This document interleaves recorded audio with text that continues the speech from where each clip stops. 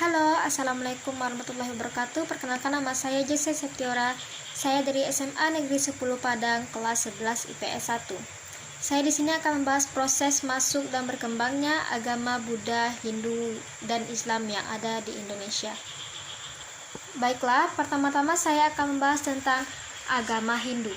Agama Hindu masuk ke Indonesia tidak terlepas dari peran para pedagang asing yang masuk dan melakukan aktivitas perdagangan di Nusantara. Asal mulanya, agama Hindu di Indonesia diperkirakan pada awal abad ke-4 Masehi. Hal ini dibuktikan dengan kerajaan Kutai dan Tarumanegara.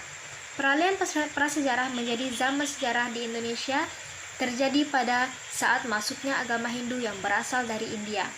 Ciri khas zaman prasejarah ialah belum dikenalnya tulisan. Namun, pada saat Hindu hadir, masyarakat telah mulai mengenal tulisan. Dan inilah yang menjadi bukti bahwa masyarakat telah masuk kepada zaman sejarah. Ditemukannya prasasti yang berasal dari kerajaan Tarumanegara yang berbentuk tulisan dengan bahasa Palawa atau bahasa asli India merupakan bukti kuat bahwa masuknya agama Hindu-Buddha telah merubah zaman. Yang kedua, agama Buddha. Para pedagang dan penjelajah tersebut masuk bukan hanya untuk berdagang, tetapi mereka juga membawa paham-paham agama yang mereka anut, salah satunya agama Buddha. Agama Buddha masuk ke Indonesia pertama kali pada abad ke-1 Masehi, menurut cerita. Akan tetapi, menurut penemuan-penemuan sejarah, agama Buddha masuk ke Indonesia pertama kali sejak abad ke-4 Masehi. Hal ini dibuktikan dengan penemuan prasasti dan rupang Buddha di Kedah, Sulawesi. Perlahan-lahan agama Buddha di Indonesia mendapat perspektif yang baik dari masyarakat, baik itu kelas atas maupun kelas bawah. Itu dikarenakan agama Buddha tidak mengenal sistem kasta, sehingga masyarakat menengah ke bawah sangat menerima dengan baik masuknya agama Buddha. Pada awal perkembangan agama Buddha di Indonesia berawal dari terbentuknya kerajaan Sriwijaya di Palembang pada abad ke-7 Masehi. Seiring dengan pesatnya perkembangan agama Buddha di Indonesia, maka di Jawa Tengah juga berdiri dengan sebuah kerajaan yang juga menganut paham Buddhisme di dalam kehidupan bermasyarakat. Kerajaan ini ialah Kerajaan Shailendra. Kerajaan Shailendra berdiri tahun 775 sampai 850 Masehi. Bukti-bukti terkuat yang mendukung bahwasanya kerajaan Shailendra ini menganut agama Buddha sebagai agama kerajaan ialah dengan ditemukannya peninggalan berupa Candi Borobudur, Candi Mendut, dan Candi Pawon.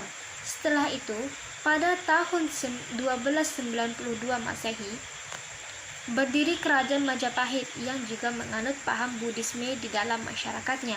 Oleh karena itu, konflik internal yang datang setelah periode kekuasaan Hayam Wuruk dan Gajah Mada, maka perlahan. Yang ketiga, agama Islam. Masuknya para pedagang asing ke Indonesia juga membawa dampak tersebarnya paham-paham agama di masyarakat Indonesia. Begitu juga dengan kedatangan para pedagang Muslim dari Gujarat, Arab, dan juga Persia. Selain untuk berdagang, mereka juga membawa paham agama Islam untuk disebarluaskan di dalam Nusantara. Namun, teori ini dibantah oleh beberapa ahli sejarah. Mereka berpendapat jika Islam datang dari Gujarat, maka otomatis Islam yang berkembang di Indonesia merupakan Islam dengan paham Syiah. Hal ini dikarenakan di Gujarat pada waktu itu, Islam yang berkembang di sana adalah Islam dengan paham Syiah. Akan tetapi, hal ini tidak berlaku di Indonesia yang mayoritasnya penduduk menganut Islam dengan mazhab Syafi'i. Teori Mekkah. Menurut teori ini, Islam masuk ke Indonesia melalui peran langsung dari para pedagang Islam asal Timur Tengah yang sembari berdagang. Penyebaran agama Islam dan di Indonesia, teori ini berpendapat bahwa agama Islam telah masuk ke Indonesia berawal dari abad ke-7 Masehi. Pada tahun 625 Masehi, sudah mulai berpendapat perkampungan bangsa Arab di Sumatera, tepatnya di daerah Barus, Proses masuknya agama Islam di Indonesia menempuh berbagai cara, termasuk diantaranya adalah perkawinan, perdagangan, pendidikan, dan kesenian. Indonesia seperti yang telah disebutkan sebelumnya, merupakan suatu negara yang letaknya sangat strategis. Oleh karena itu, Indonesia menjadi lokasi yang sering disinggahi oleh para pedagang dunia, termasuk pedagang-pedagang dari Arab yang beragama Islam. Sambil berdagang, mereka juga menyebarkan paham-paham agama Islam di masyarakat. Nah, segitu dulu kita membahas tentang proses masuknya dan berkembang agama Buddha, Hindu, dan Islam. Selanjutnya saya akan membahas tentang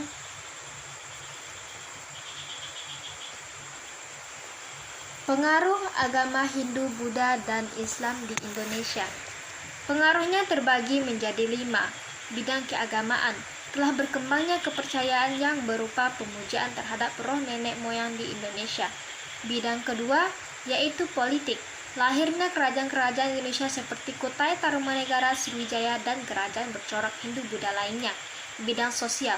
Masuknya kebudayaan Hindu menjadikan masyarakat Indonesia mengenal aturan kasta. Bidang pendidikan. Lembaga-lembaga pendidikan semacam asrama merupakan salah satu bukti pengaruh dari kebudayaan Hindu-Buddha. Bidang sastra dan bahasa. Pengaruh Hindu-Buddha bahwa bahasa adalah dikenal dan digunakan bahasa Sanskerta dan huruf Pallawa. Baiklah, hanya segitu pembahasan yang bisa saya sampaikan. Assalamualaikum warahmatullahi wabarakatuh.